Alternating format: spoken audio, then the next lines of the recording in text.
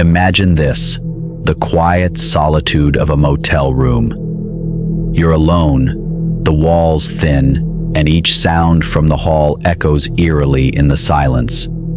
You think you're safe, but a shadow passes by your door. A muffled cry rings out from the room next to yours. And suddenly, what should be a place of rest feels like a trap. Motels across the world have been the scene of unspeakable horrors, places where people checked in, but never left. Today, we're diving into 3 terrifying true motel stories that will make you think twice before settling into a quiet room for the night. Let's begin with a story that's as mysterious as it is chilling. Our first story brings us to Hasbrook Heights, New Jersey in 1980, to a seemingly ordinary roadside inn, quiet, affordable, and meant for travelers seeking nothing more than a night's rest. But in this case, the Quality Inn, formerly known as the Travel Inn, became the scene of horrific violence, courtesy of a man whose name would go down in history as one of America's most brutal killers, Richard Cottingham, also known as the Torso Killer.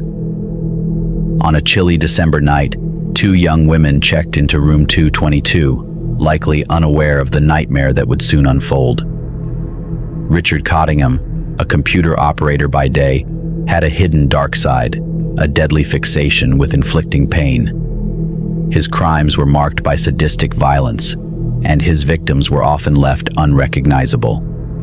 Known for his shocking brutality, Cottingham had already killed several women by the time he encountered the young women staying in room 222. In the dark hours of that night, Cottingham slipped into room 222, launching a brutal assault on his unsuspecting victims. He bound the women, rendering them helpless as he carried out his sadistic attacks. The details of what happened in that room are beyond chilling. Cottingham inflicted unimaginable pain on the 2 women, prolonging their suffering.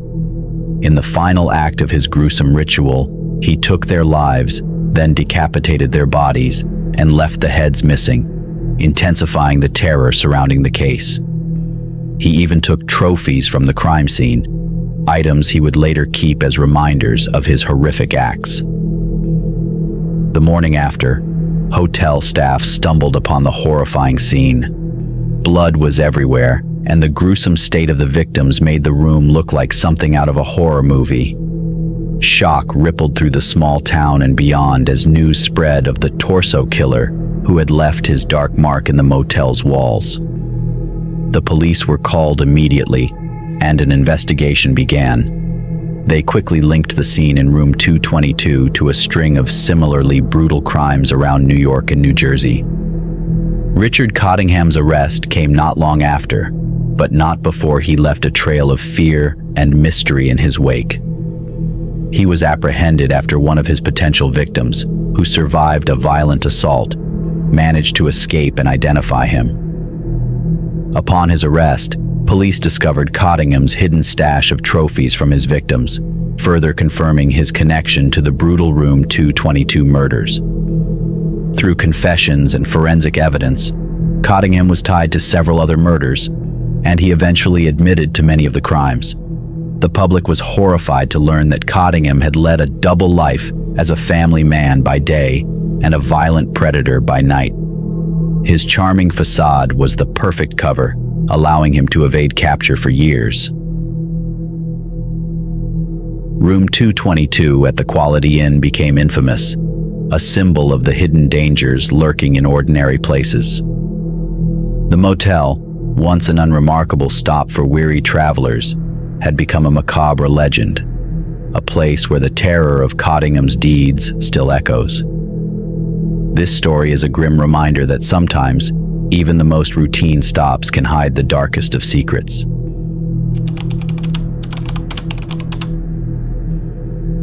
Our second story takes us to the Grand Belvedere Hotel in Baltimore, Maryland, where luxury and history meet, but in 2006 became the setting for a tragic and mysterious death that still haunts investigators and the public alike. Rey Rivera was a 32-year-old writer, aspiring filmmaker, and newlywed with his whole life ahead of him. He and his wife, Allison, had recently relocated to Baltimore from Los Angeles so that Rey could work for his longtime friend, Porter Stansberry, at Stansberry and Associates, a financial publishing company. Life seemed to be on track until one fateful evening in May 2006, when Rey left his home suddenly after receiving a call that seemed to alarm him, and vanished without a trace. For over a week, Rey's family and friends searched tirelessly. Finally, after days of searching, his body was found at the historic Belvedere Hotel under mysterious circumstances. His body lay in a small, locked room beneath the hotel's conference center, directly below a hole in the roof, suggesting he had either fallen or jumped from a great height. However, the scene didn't add up. The distance from the roof to where his body was found was inconsistent with an accidental fall, and the trajectory seemed strange, raising more questions than answers. Adding to the mystery was the fact that Rey had no known reason to be at the Belvedere, and there was no evidence that he'd entered through the main hotel. His death was ruled a probable suicide by the medical examiner, but both his family and investigators were left with serious doubts. One of the most disturbing details in the case was a cryptic note left behind by Rey, taped to his computer. The note included a mix of movie quotes, references to secret societies, and lists of people he admired, an odd, almost surreal farewell, but one that baffled everyone who read it. His wife, Allison, strongly believed that it had more meaning, perhaps tied to a hidden part of his life or something he felt he couldn't share. Suspicions grew over Rey's connection with Stansberry and Associates, and rumors circulated of his involvement in a story he was forbidden to discuss, one that might have exposed high-stakes financial secrets. However, no solid evidence has surfaced to link this theory to his death. Over the years, Rey Rivera's story has drawn widespread attention, especially after its feature on Unsolved Mysteries. His death has left more questions than answers, and the Belvedere Hotel remains a silent witness to this unsolved tragedy.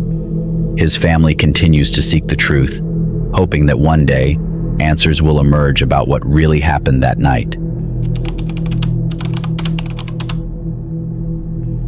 Our final story takes us to the historic Goldfield Hotel in Nevada, a place steeped in tales of opulence, scandal, and tragedy, a place that locals claim harbors something truly unsettling within its walls, especially in the infamous Room 18. The Goldfield Hotel was once a luxurious haven for wealthy prospectors and businessmen in the early 1900s, during the height of Nevada's gold rush.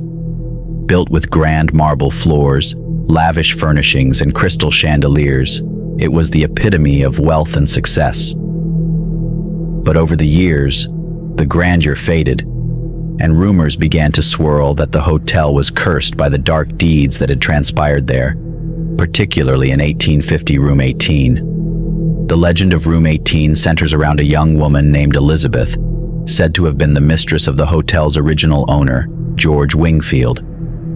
As the story goes, Elizabeth became pregnant, an outcome that enraged Wingfield, who was desperate to keep the affair and his reputation intact. In a chilling twist, it's believed he locked Elizabeth in Room 18, chained her to a radiator, and left her there, isolated and alone, to prevent her from revealing the pregnancy.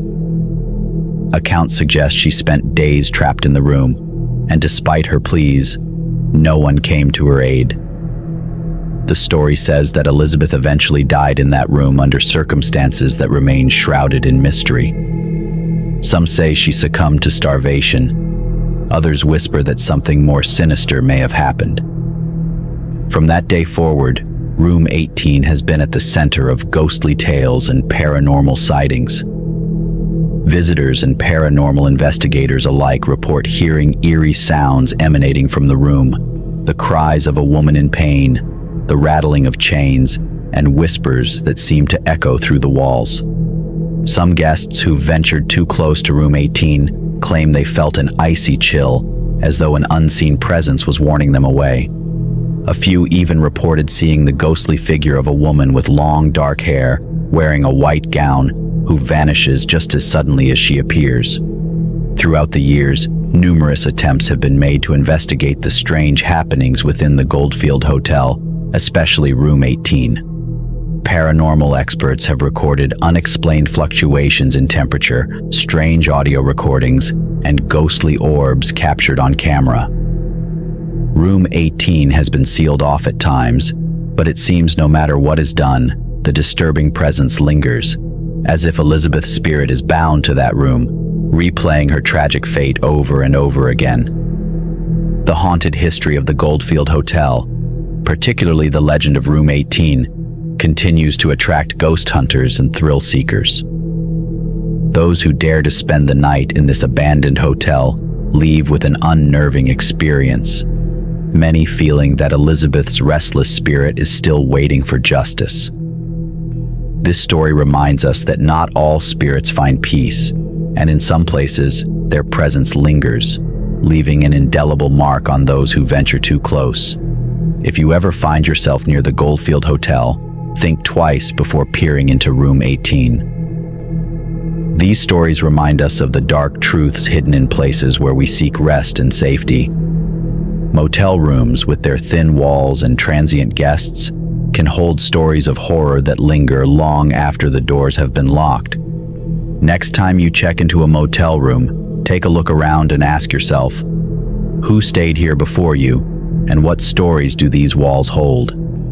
Life is unpredictable, and danger often lurks in the most unsuspecting places. If you found these stories spine-chilling, make sure to like, share, and subscribe to stay tuned for more tales of the unexplained. And remember, always stay alert, because sometimes the monsters are closer than you think. Thank you for watching, and stay safe.